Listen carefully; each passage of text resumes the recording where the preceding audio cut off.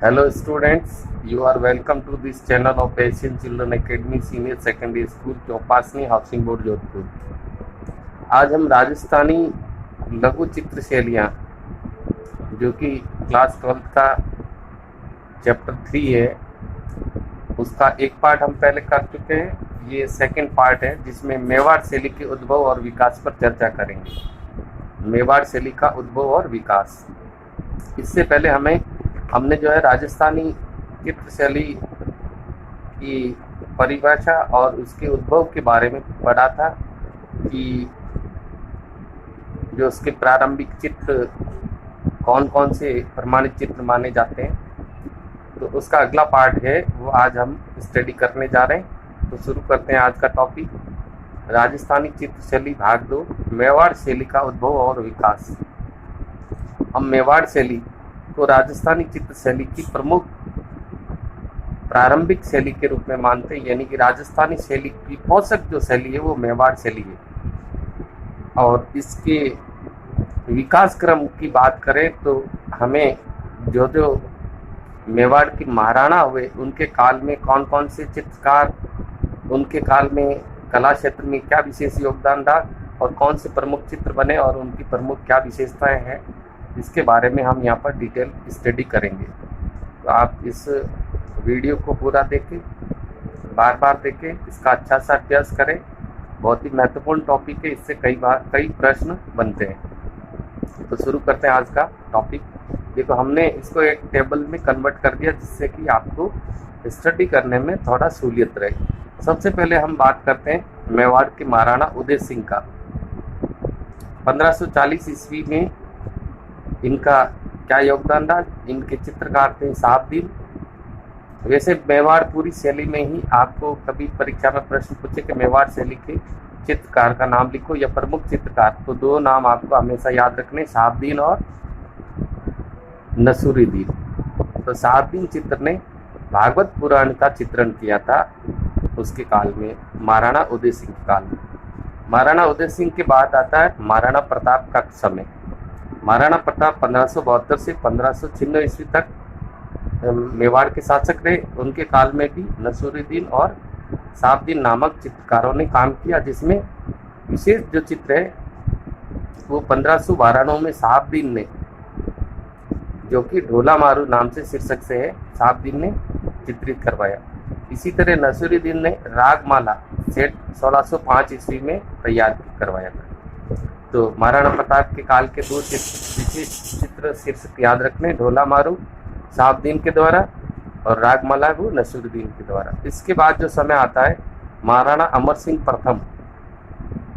महाराणा अमर सिंह प्रथम जो है वो 1597 से 1620 ईस्वी तक इन्होंने मेवाड़ में शासन किया और इनके काल में भी नसूरुद्दीन और साहबदीन नामक चित्रकार थे। इनके काल में कुंभलगढ़, चित्तौड़गढ़, चावंड और उदयपुर प्रारंभिक मेवाड़ी चित्रकला के प्रमुख केंद्रों के रूप में उभरे। कौन कौन से क्षेत्र? कुंभलगढ़, चित्तौड़गढ़, चावंड और उदयपुर। तो इस काल में चावंड में रागमाला चित्रित हुई। इन चित्रों में जो रागमाला के जो चित्र थे, चमकीले चटकदार रंगों का प्रयोग हुआ। मुखाकृति और वेशभूषा के अंकन में कोणात्मकता दिखाई देती थी। ये विशेषता है उस समय के रागमाला के चित्रों की। महाराणा अमर सिंह प्रथम के बाद समय आता महाराणा जगत सिंह प्रथम।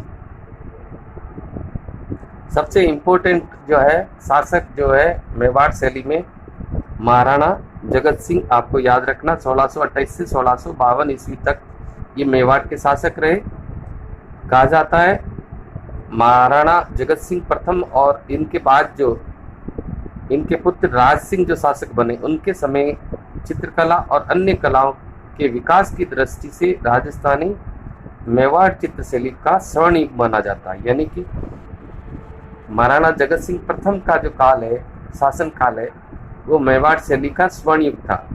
इस काल में 1648 में साहबदीन ने भागवत पुराण का चित्रण किया। इसी प्रकार मनोहर ने रामायण का चित्रण किया था। और इस काल में क्या क्या नई उपलब्धि है? इस समय वल्लभ संप्रदाय के प्रसार के कारण श्री कृष्ण के जीवन से संबंधित चित्रों का अधिक निर्माण हुआ। मेवाड़ चित्र शैली में बड़ा निखार आ गया इसी कारण, और 17वीं शताब्दी के अंत तक इसने उत्कृष्ट स्थान प्राप्त कर लिया।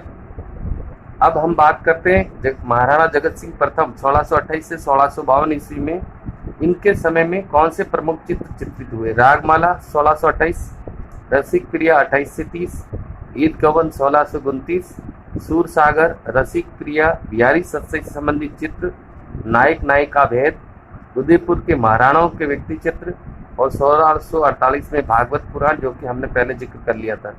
ये साहिबदीन द्वारा चित्रित की गई थी और इसके अंदर कुल 123 चित्र बताए जाते हैं। और उसके बाद मनोहर द्वारा चित्रित रामायण की प्रति, जो कि 1649 में चित्रित हुई। तो महाराणा जगत सिंह का काल बहुत ही कला की दृष्टि से बहुत ही उत्कृष्ट माना जाता है, इसीलिए इस काल को मेवाड़ शैली का स्वर्ण युग भी मानते हैं। फिर आता है महाराणा राज सिंह प्रथम। महाराणा राज सिंह प्रथम 1652 ईस्वी से 1680 ईस्वी तक इन्होंने शासन किया। इनके समय भी चित्रकार साहिबदीन का नाम उल्लेखनीय है और ये हम पहले ही पढ़ चुके हैं कि महाराणा जगत सिंह प्रथम और राज सिंह के समय चित्रकला और अन्य कलाओं के विकास की दृष्टि से ये कौन सा समय था, स्वर्ण युग था। और इन्हीं के काल में भक्तिकालीन और रीतिकालीन काव्य ग्रंथों से प्रेरित स्वतंत्र ग्रंथों का चित्रण कार्य हुआ। ये ध्यान रखना है, राज सिंह के काल में भक्तिकालीन और रीतिकालीन काव्य ग्रंथों की रचना हुई या इस समय इन काव्य ग्रंथों को चित्रित किया गया। इन्हीं के काल में 1655 में साहिबदीन ने शुक्र क्षेत्र महात्म्य और 1659 में भ्रमर गीत नाम का चित्रण किया। अब कहा जाता है राणा राज सिंह औरंगजेब की धर्मांधता की नीति से नाराज थे, इसलिए राणा राज सिंह प्रथम का मुगलों से युद्ध श्रीनाथ जी की मूर्ति के संबंध में हुआ था। बाद में श्रीनाथ जी की मूर्ति की स्थापना नाथद्वारा में की गई और कालांतर में नाथद्वारा वैष्णव कला संप्रदाय का प्रमुख केंद्र बन गया और इसी कारण से उसके काल में जो चित्रण कार्य हुआ वो विशेष रूप से श्रीनाथ जी से संबंधित, जीवन से संबंधित चित्रों का चित्रण हुआ। यहाँ पर आप परीक्षा में एक छोटा प्रश्न पूछा जाता है, पिछवई पेंटिंग। ये बहुत जगह आपने सुना भी होगा, पिछवई पेंटिंग। तो श्रीनाथ जी की प्रतिमा के पीछे लगने वाले कपड़े पर बने चित्र पिछवई पेंटिंग कहलाते हैं। यानी आप लोगों में से कोई अगर नाथद्वारा गया है तो वहाँ देखें श्रीनाथ जी का जो मंदिर है उसके अंदर श्रीनाथ जी की श्रृंगार करते हैं तो उसके पीछे एक कपड़ा लगता है दीवार पर। उस कपड़े पर जो चित्रण कार्य होता है उस चित्रण कार्य को पिछवई चित्र बोलते हैं या पिछवई पेंटिंग बोलते हैं। महाराणा राज सिंह प्रथम के बाद समय आता है महाराणा जय सिंह का। इनका समय था 1680 से 1691 ईस्वी तक। जय सिंह के काल में लघु चित्रों का निर्माण अधिकता से हुआ था और इनके काल में विशेष रूप से गीत गोविंद है, श्रीमद् भागवत पुराण, रागमाला, पृथ्वीराज रासो, रघुवंश, रसिक प्रिया, सूरसागर आदि ग्रंथों का चित्रांकन बहुत ही आकर्षक और प्रभावी ढंग से हुआ। इनके बाद आता है अमर सिंह द्वितीय। एक अमर सिंह प्रथम जो थे वो 1597 से 1620 ईस्वी तक रहे थे महाराणा प्रताप के बाद। यह है अमर सिंह द्वितीय 1691 से 1719। इनके समय भी लघु चित्रों का निर्माण हुआ और रसिक प्रिया के 46 लघु चित्र भी इनके काल में बने थे। राज सिंह की अमर सिंह द्वितीय के बाद में समय आता है महाराणा संग्राम सिंह का। महाराणा संग्राम सिंह द्वितीय 1710 से 1734 ईस्वी। इनके समय में मेवाड़ में चित्रकला नए आयामों को छूती है और ये काल मेवाड़ में शांति और समृद्धि का युग माना जाता। देखो नाम संग्राम है, संग्राम का मतलब होता है युद्ध इत्यादि, लेकिन ये काल इस इनके नाम से याद रखना है, संग्राम नहीं है, यहाँ पर शांति और समृद्धि का युग था। किसका? महाराणा संग्राम सिंह द्वितीय का। और मुगल चित्रकारी का प्रभाव, मुगल चित्र शैली का प्रभाव इस समय मेवाड़ शैली पर स्पष्ट रूप से दिखने में आया, स्पष्ट होने लगा। इस काल में जो विशेष चित्रण हुआ वो बिहारी सत्सई 1727 ईस्वी, गीत गोविंद, सुंदर श्रृंगार, कालिया दमन आदि प्रमुख ग्रंथों का चित्रण इनके समय में हुआ था। इसके बाद आता है महाराणा भीम सिंह। महाराणा भीम सिंह 1778 से 1828 ईस्वी। मेवाड़ के इतिहास का अंतिम चरण महाराणा भीम सिंह का काल माना जाता है। जो चित्रकला के लिए विशेष उल्लेखनीय है। इस काल में भित्ति चित्रों का निर्माण अधिकता से हुआ। भीम सिंह से भित्ति चित्रण याद रखना है, भित्ति। और उसके उदाहरण मर्दाना महल, बापना जी की हवेली, एकलिंग मंदिर के पीठाचार्य जी का निवास, कुंभलगढ़ और नाथद्वारा में बने भित्ति चित्र प्रमुख है। और अंत में हम ये एक विशेष रूप से बात करते हैं कि मेवाड़ शैली के जो प्रमुख चित्र है वो 1628 ईस्वी में साहबदीन ने क्या बनाया था, भागवत पुराण उसका 48 ईस्वी में जो पहले जिक्र आ गया, और 1651 में मनोहर ने रामायण, और 51 में ही आर्ष रामायण का चित्रण किया, जो मेवाड़ शैली की उत्कृष्ट उदाहरण माने जाते हैं। ये चित्र उस समय की सामाजिक और धार्मिक व्यवस्था पर अच्छा प्रकाश डालते हैं। तो आपको कुछ चीज़ें इसमें क्लासिफाइड करके याद रखनी है। जैसे हम बात करते हैं अमर सिंह जी के समय में, अमर सिंह जी, महाराणा अमर सिंह प्रथम जो समय है, उस समय आपको याद रखना है कुंभलगढ़, चित्तौड़गढ़, चावड़, उदयपुर में ये प्रारंभिक मेवाड़ी चित्रकला के केंद्रों के रूप में उभरे। जगत सिंह प्रथम का काल मेवाड़ शैली में स्वर्ण युग माना जाता है, और इसी समय साहबदीन ने भागवत पुराण और मनोहर ने रामायण और आर्ष रामायण की रचना की थी। और वल्लभ संप्रदाय के कारण इस समय अधिक चित्र जो बने वो कृष्ण के जीवन से संबंधित चित्र बने। तो ये जगत सिंह, भागवत पुराण, रामायण और इसके साथ आपको कृष्ण के जीवन से संबंधित लिंक याद रखना। इसी प्रकार राज सिंह प्रथम,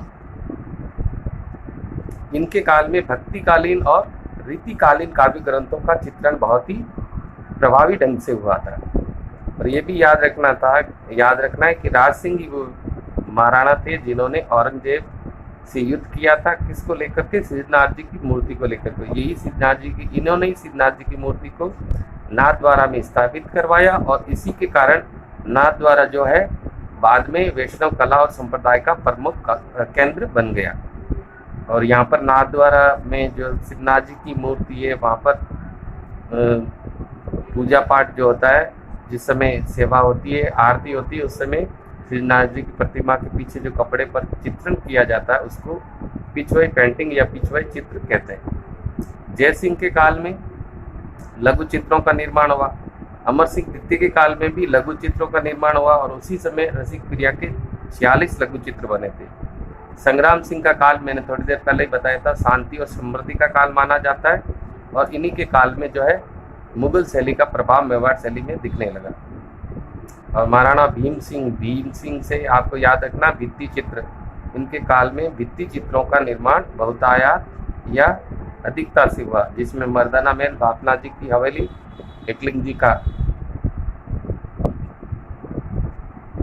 मर्दाना महल, बापना की हवेली, एकलिंग मंदिर के पीठाचार्य जी का निवास, कुंभलगढ़ और नाथ के बने भित्ति चित्र हैं। और प्रमुख मोटे तौर पर याद रखना है कि 1648 में साहबदीन ने भागवत पुराण और 1651 में मनोहर द्वारा रामायण को चित्रित किया गया, और 51 में आर्ष रामायण भी मेवाड़ शैली के उत्कृष्ट उदाहरणों में मानी जाती है। इस प्रकार से ये मेवाड़ शैली का उद्भव और विकास जो है आपको अच्छे से तैयार कर लेना। अगला टॉपिक जो है हम पढ़ेंगे मेवाड़ शैली की विशेषताएं, वो आपके साथ शीघ्र ही शेयर करेंगे। तब तक के लिए धन्यवाद।